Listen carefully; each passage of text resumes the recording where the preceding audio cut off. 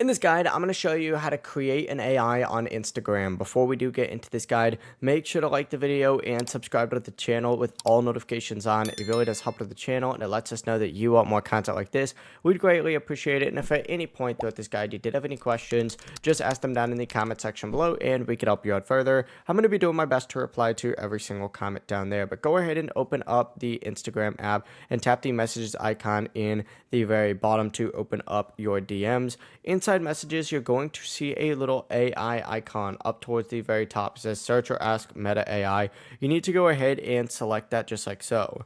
Once you select that, you're going to see Meta AI. Go ahead and open that up, but you also have different options like Older Bro Zach, Dungeon Master, stuff like that. I'm just going to use Meta AI Assistant just like so. As soon as you go ahead and do that, you can go ahead and either ask it whatever you want, create whatever you want. In this case, let's just go ahead and use one of these examples, right? Imagine a car race on Mars, right? From here, it's going to go ahead and either generate us an image. It's going to think for a little bit. I don't know. It's going to do something.